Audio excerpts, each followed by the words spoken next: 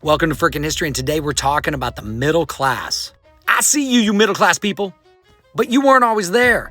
And during this time period, 1877 to 1898, that middle class started to emerge. Let's see how that happened. Now, first you have to remember you had very, very large companies like Carnegie Steel, Standard Oil, right? And what they did is they had thousands of employees.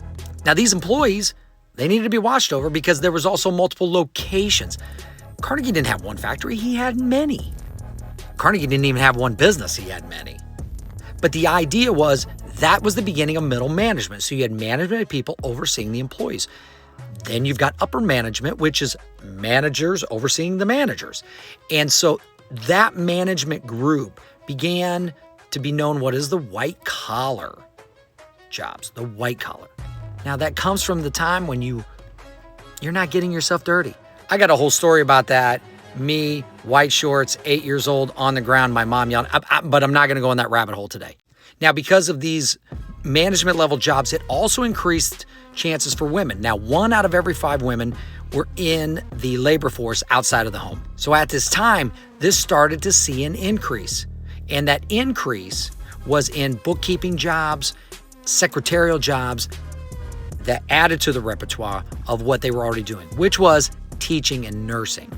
Now, to be feminized, what that means is more women were in these jobs. So nursing and teaching, more women than men. And if you're going to have these types of management jobs, the white collar jobs, you're going to have expanded education. So at first, you're looking at expanding into high school level of studies. Now, colleges also grew during this time, including colleges that were HBCUs. So for example, something like a Florida A&M, something like a Texas A&M. What does the A&M stand for? Agriculture and Machinery. Under the Morrill Acts, M-O-R-R-I-L-L, the Morrill Acts, in 1862 and 1890, it gave land grants to places to create colleges and universities. What did they need it for? This new booming economy, they had to have people that were ready to be plugged in to either help create or maintain all of these machines in these factory systems. Even to the point of like J.D. Rockefeller actually donated money to start the University of Chicago. So education was expanding during this time. Now, what happens to people who have more money? They have more time to spend it. So also during this budding middle class, there started to be leisure activities. So for example, watching football games. Football was coming in at this late time during this late 1800 period. Also baseball. Now these things are really going to kick in again in the 1920s, but we're not there yet. Another one to write down is amusement parks. The example, Coney Island.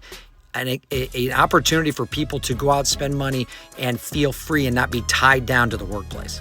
But because of all these changes, right, you had people like Andrew Carnegie that I really believe had this come to Jesus moment. And the really big part about this middle class and the idea behind what caused and some of the effects of this class system that was being created was Andrew Carnegie understanding that maybe he didn't treat his employees as well as he should have. Maybe the Pinkerton gang and the people losing their lives over the strikes, maybe cutting wages over time to have him make more money over time.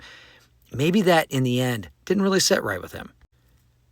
So therefore, what came was the gospel of wealth. Now, in the gospel of wealth, he starts to talk about the moral responsibility of these industrialists to give back to society in a way that was positive, that made their lives better. So what did that look like? That looked like libraries. That looked like universities.